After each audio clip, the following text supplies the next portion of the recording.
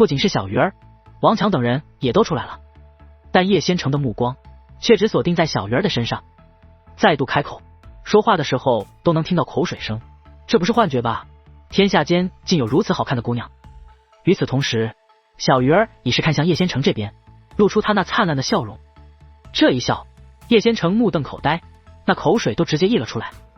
楚风，看到没？这个姑娘在对我。叶仙成激动不已，可话未说完，小鱼儿已是来到近前。大哥哥。小鱼儿直接走到楚风身前，那种喜悦就像是久别重逢一般。可是他们明明一直都在一起，就只是刚刚闭关融合了传承力量而已。但小鱼儿向来如此，哪怕一直在一起，可每当他看向楚风，那双仿佛蕴含星空的眼眸中，便再也容不下其他人了。顺利吗？楚风问道。挺顺利的，不过并没有完全融合，依旧是融合的部分。小鱼儿说道。顺利就好。楚风回道。这里的传承并不简单，小鱼儿等人获取的传承就更是了得。因此，哪怕已经得到传承，但融合也并非易事，自然不是短时间内就能做到的。楚风兄，这位姑娘是你妹妹吗？就在这时，叶仙成忍不住询问道。而小鱼儿自然早就发现叶仙成了，但直到其开口，也只是正视了一眼，便将目光重新落在了楚风身上。介绍一下，这位是叶氏仙族的族长叶仙成。楚风对小鱼儿以及王强等人都介绍了一下叶仙成，毕竟叶仙成来的时候，他们都在闭关融合传承之力。大家得知叶仙成是来帮助楚风的，自然也都是非常客气。但小鱼儿只是淡淡一笑，连话都没说。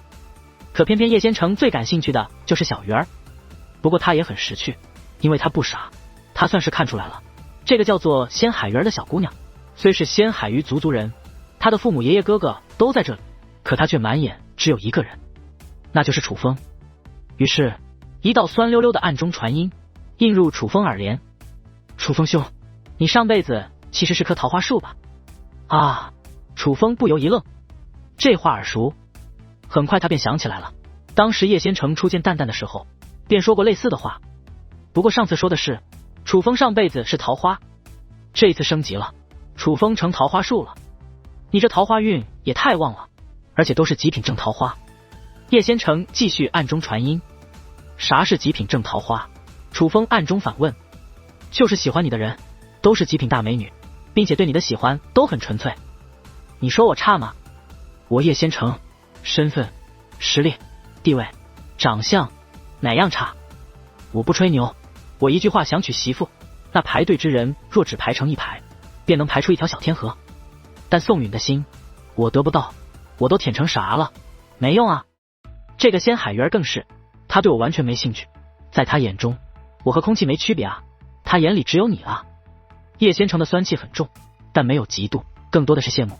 哈，这叶仙成倒是挺有趣的，淡淡在界灵空间内道，他最喜欢看热闹。可就在此时，叶仙成却再度开口，最关键的是你还有那么好看的界灵，我的天啊，我真没见过那么好看的人，我羡慕死你了兄弟，我要是能有那么好看的界灵，我愿意献出我的生命，此生不娶第二人。闻言，原本笑嘻嘻的淡淡顿时变得严肃，这叶仙成有病吧？楚风别搭理他。而楚风也是不由笑道，你不是专心搞事业吗？我说你信啊，搞事业是为了什么？还不是为了个好娶老婆？叶仙成道。楚风一阵无言。而很快，下方岩浆翻腾，一座巨大的墓碑自岩浆之中升腾而出。显然天剑圣功破解成功，此地墓碑得以显现。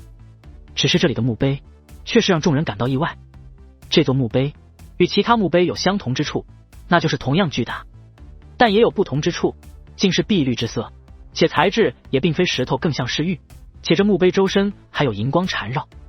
这乍一看哪里是墓碑，更像是一座奇异之地的宝物现世。可那墓碑上面的字让人们知道它就是一座墓碑，幽魂仙子之墓。就看样子这座坟墓的主人是个女子了。淡淡叹道，直接就显现主人是谁了，莫非这传承可以直接获取？其他人也是提出了疑问，毕竟之前的坟墓世界都是开启成功可以接受传承之后，那墓碑才会显现主人的名字，并不是，这里的阵法还并未开启，无法获取传承。楚风说道。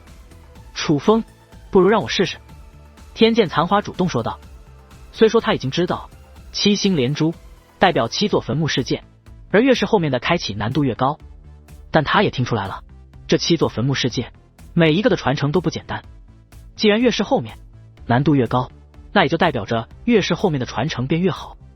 他自然不想错过这个机会，最主要的是他也有这个自信。嗡！可就在这时，那墓碑之中竟射出一道碧绿色的光束，速度之快，当人们反应过来之际，那绿色的光束已是落在了仙喵喵的身上。下一刻，那道碧绿光束便将仙喵喵拽入了那墓碑之中。喵喵！见此情形，楚风赶忙追赶而去，但速度差得太多了。虽然楚风到达墓碑之前也只是一瞬之事，可仙喵喵却已经进入了那墓碑之中。而也就在仙喵喵踏入那墓碑之中后，这座墓碑则是出现了一道道奇异的符咒。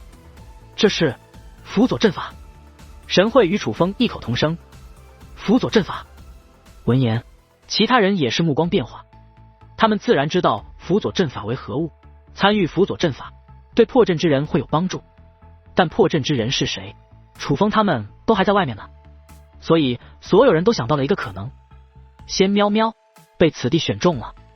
其实多余说出，这就是最大的可能，但这件事却让天剑残花面露不悦。